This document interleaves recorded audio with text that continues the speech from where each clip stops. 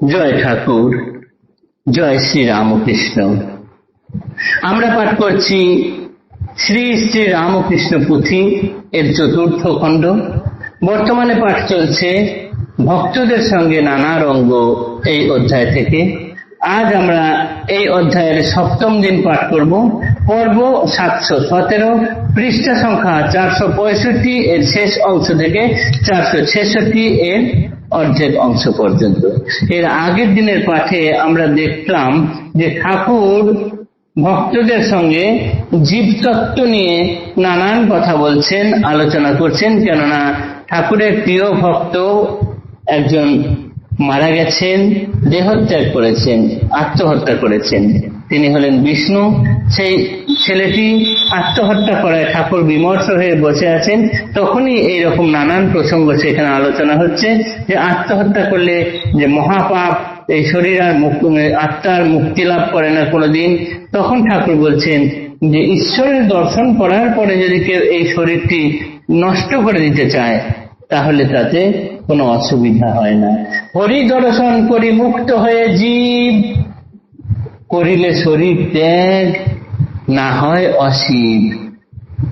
যদি ঈশ্বর দর্শন করার পর এই শরীর তুচ্ছ মনে করে ত্যাগ করে দেয় তাতে কোনো কিছু খারাপ হয় না। তারপরের অংশ আজ পাঠ করছি।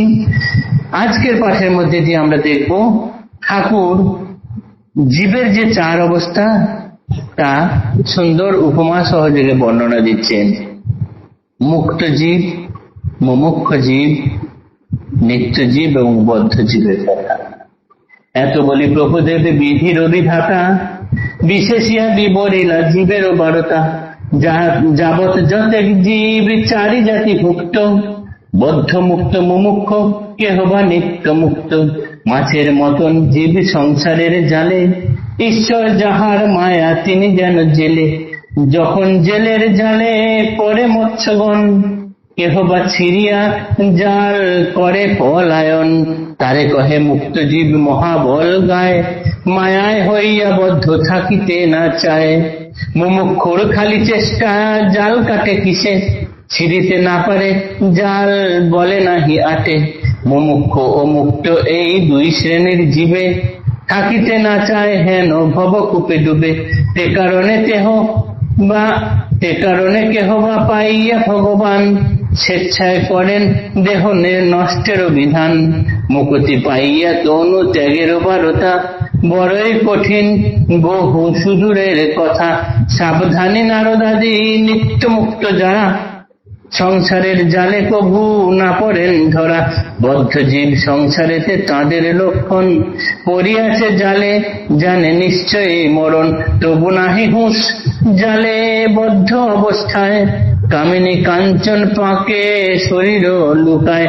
পলাইতে নাহি চেষ্টা করে কোনো কালে, বড় দুষ্ট আসক্তির বঙ্কিল শরীরে। কত সহে দাগা দুঃখ বিপদ নিচয়, তথাপি না হয় কভু চৈতন্য উদয়। যাহাতে এতেক তার শোকের উদ্ভব, পুনঃ বদ্ধ জীব পরে সেই সব। আপনার হাতে নালা করিয়া খনন, রোনা সিন্ধু বাড়ি করে ঘরে আনয়ন। কাঁটা ঘাসে উঠে প্রিয় যত দেহ খায়, দড় দড় রক্ত ধারা মুখে বাহিরায়। তথাপি কেমন নেশা আসক্তি কেমন, নাহি ছাড়ে কাঁটা ঘাস করিতে ভক্ষণ। যদি কোনো বদ্ধ জীবে বুঝিবারে পারে, অসার সংসারে সার নাহি একেবারে। অধম আমরা উপমায় পরিপাটি, সার শ্বাসহীন খালি খোসা আর আটি। জানিয়াও ছাড়িতে না পারে কদাচন, সপিবারে ঈশ্বরের পাদ পদ্মে মন। ঠাকুর এবার যিনি বিধির বিধাতা আমাদের প্রভু, তিনি এবার জীবের যে 4টি থাক আছে সেই 4 থাকের জীবের কথা বলছেন। বদ্ধ জীব, মুক্ত জীব, মুমুক্ষ জীব এবং নিত্য মুক্ত জীব। এদের সঙ্গে ওই জেলে যে মাছ ধরে, সেই জালে যে মাছ পড়েছে, পুকুরে জাল দিলে জালে যে মাছ পড়ে, সেই মাছের যে 4টে ধরন দেখা যায় এই চার ধরনের বদ্ধ মুক্ত, মুমুক্ষ এবং নিত্যমুক্ত মানুষের সঙ্গে তাদের খুব মিল পাওয়া যায়। কিরকম?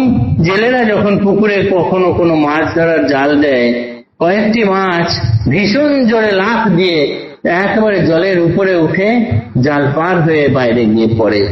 তারা এই মায়া জালে বদ্ধ হলো না, হতে চায় না। এরাই হচ্ছে মুক্ত জীবের মুক্ত জীবের উদাহরণ। এদের গায়ে মহাবল, এরা মায়ায় আবদ্ধ, মায়া স্বরূপ যে জাল তাতে আবদ্ধ থাকতে চায় না, তাই লাফ দিয়ে জাল কেটেই হোক বা উপর দিয়ে হোক বেরিয়ে চলে যায়। তারপরে হচ্ছে মুমুক্ষ। মুমুক্ষুরা কিরকম না, এই মাছগুলো বুঝতে পারে যে তারা জালে ধরা পড়েছে, তারা সজোরে জালে ধাক্কা মারে, জাল থেকে পালানোর চেষ্টা করে। কিন্তু আগের সেই মুক্ত জীব যেমন লাফ দিয়ে জাল ছিঁড়ে বা শূন্যে দিয়ে চলে গিয়েছিল, এরা সেটা পারে না, এদের শরীরের বলে ততটা কোলায় না। তাই কি করে? চেষ্টা করছে কিন্তু মুক্ত হতে পারছে না।